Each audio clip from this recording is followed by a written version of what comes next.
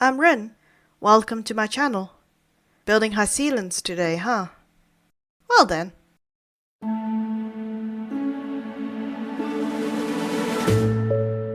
Okay, building a mermaid in D&D. Dux Gladiorum, the Chrysos Heir who claimed the ocean claw flame, and the Knight Commander of the Holy City. Building her.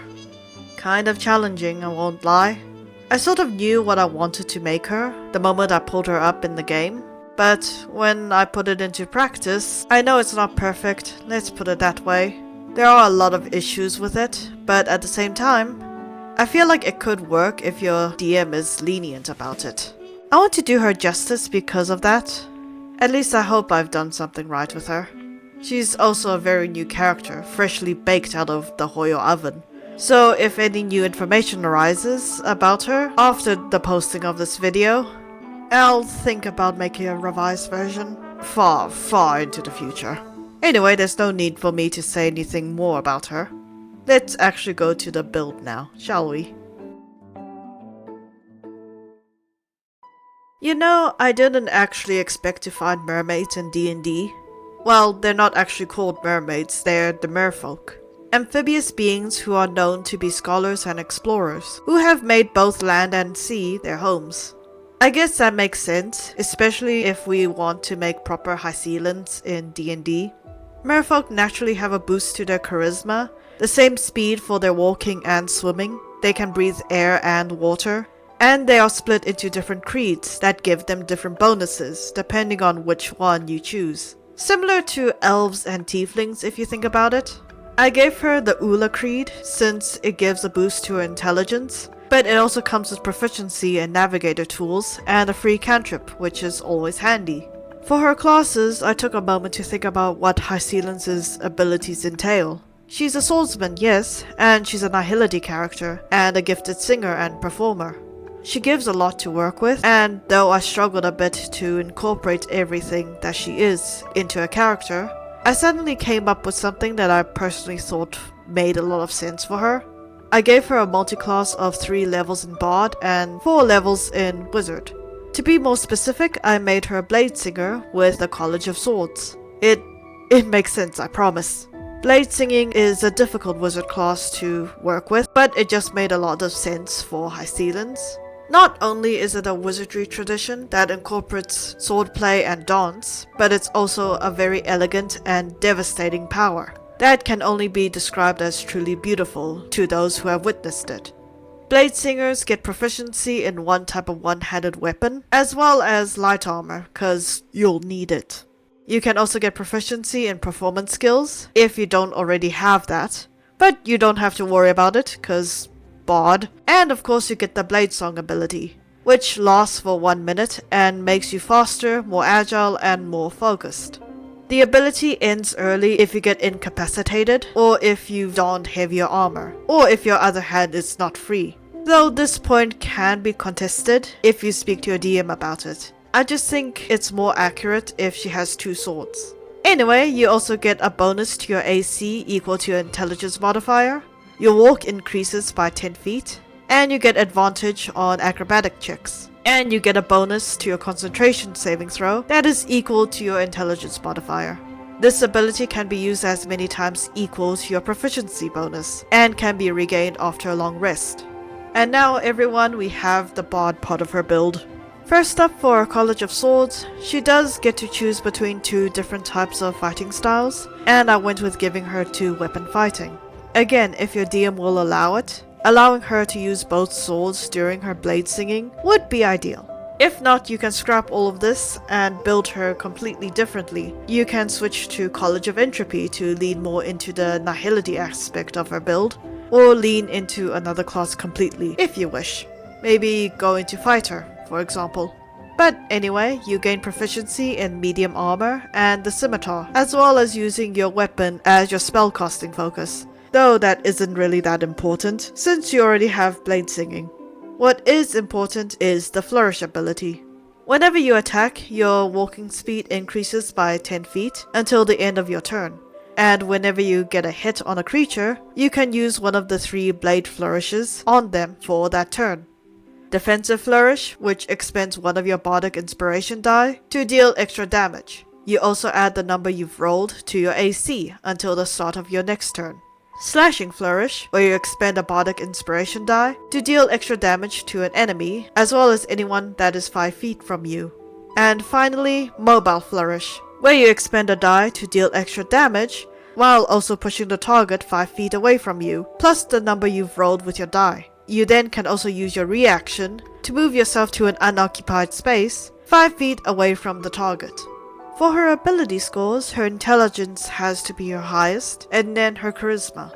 Then it should be dexterity, wisdom, constitution, and then strength will be her lowest.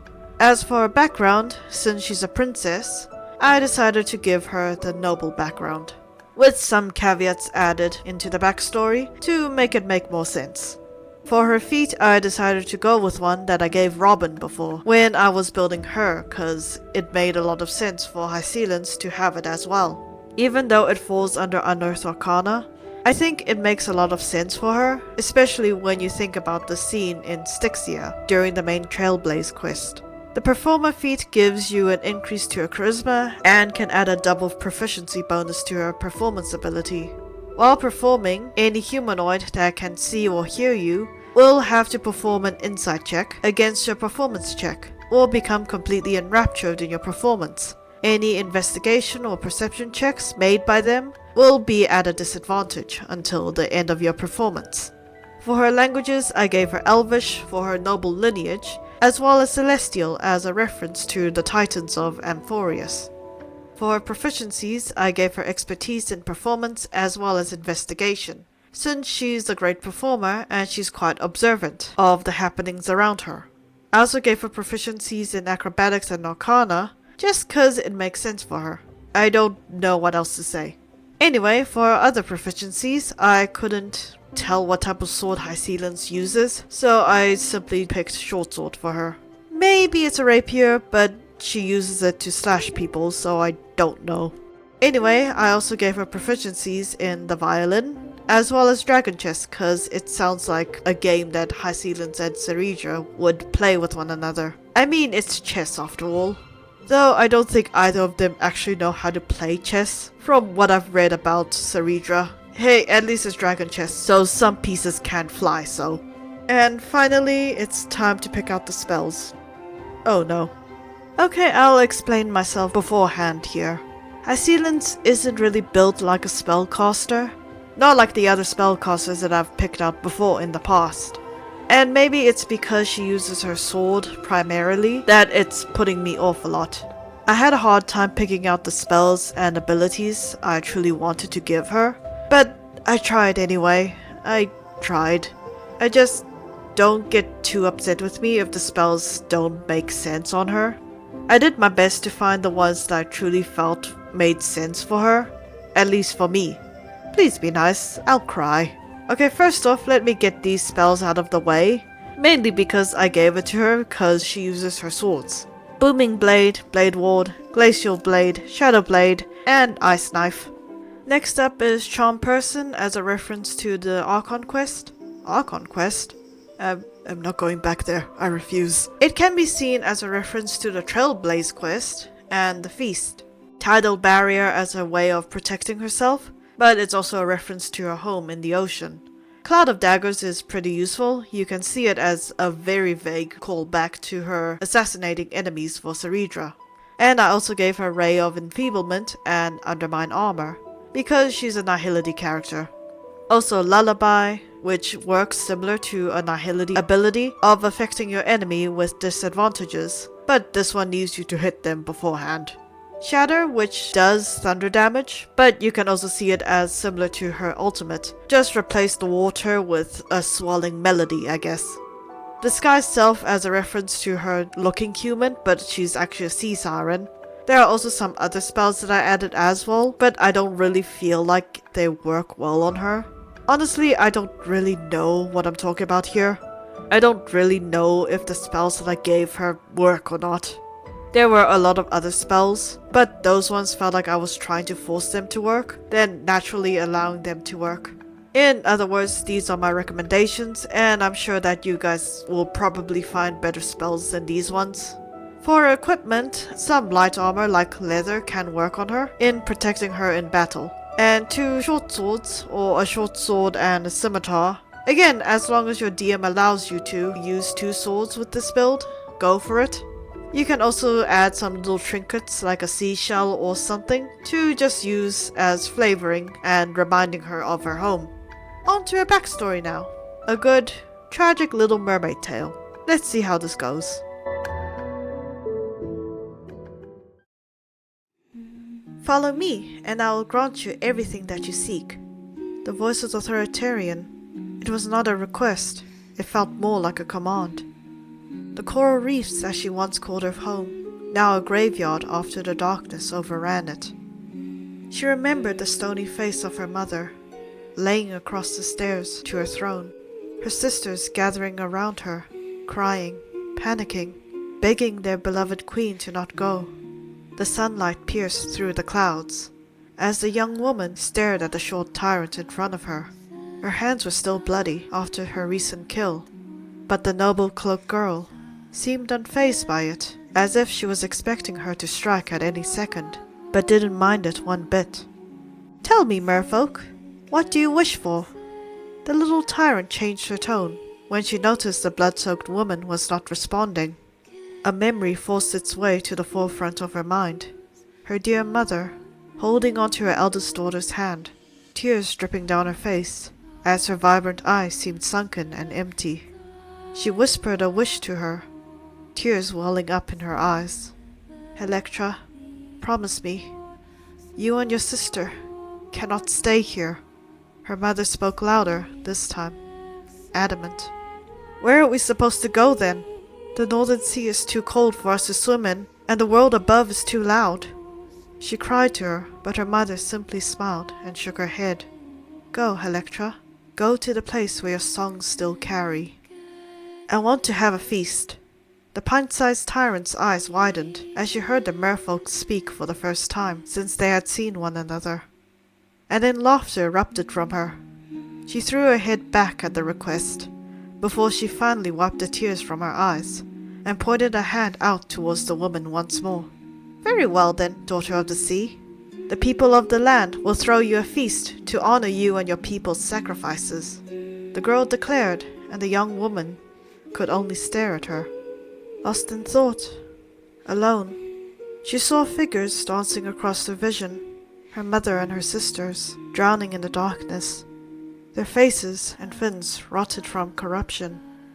She saw a golden seamstress dressing her in the finest clothes the landfolks could only dream of wearing. She saw the one she called the pint-sized tyrant, looking away from her, but she could tell that she was smiling. The light of the flames dancing around them, each so beautiful yet so quickly extinguished. "The ocean's dearest, do you still have a wish to tell me?" She heard the girl speak, but she still could not face her. Her blade glinted in her hand, but she could not bring herself to pierce her heart, not yet. From the beginning to her end, she only ever could grasp onto fleeting traces of what once existed. The dawn approached, and a song from her blade erupted through the empty room. She smiles, as if everything in her heart was finally expressed beyond her words. Honestly, nothing really needed to be changed about her story. I mean, the tale of many Amphora's characters don't really need to be changed because of how isolated they are in their world. So that's the tale of Hysilens for you guys. I hope you guys enjoy it. I'm pretty happy with how it turned out, though I still have my issues with her build. No matter though, so long as your DM will allow it, it should work out, I guess. But if not, that's fine too. I might be a little disappointed with myself here, but when push comes to shove, D&D is not a linear game. Changes can be made on either ends to make the experience more fun for everyone. So then, thank you guys for watching this video and supporting me. Like and subscribe if you like, and I'll see you all tomorrow. Take care.